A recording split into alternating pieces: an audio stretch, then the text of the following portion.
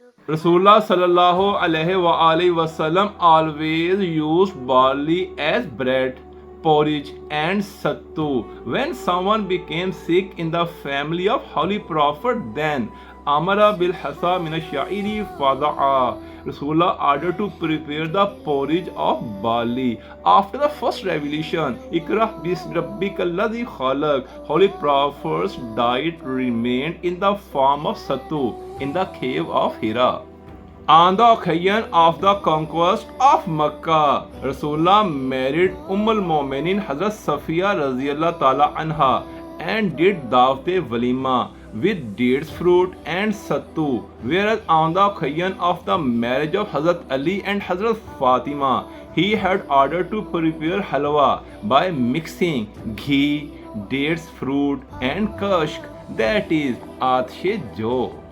During Ghazwats and wars, the diet of Mujahideen consisted of sattu and dates fruit, which was the cause of power. In the light of this observation, Allama Iqbal composed a verse about the significance of barley as है जहाँ में नाने शाइर पर मदारे कुव्वते Hydari.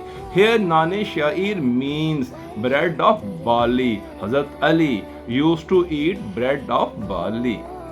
The porridge of barley is called thalbina. Thalbina is prepared by cooking barley with milk and adding honey in it, which is useful for stomach and ulcer. Rasulullah used to drink sharbate sattu at iftari time. In Torah, Psalm, and the Bible, barley is mentioned 21 times.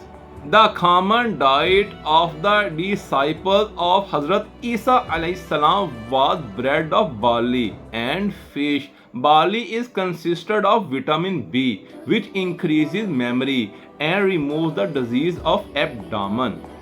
Barley controls sugar, blood pressure, and cholesterol. Barley is useful in cough and sore throat. Barley is also useful for weakness, indigestion, and or constipation.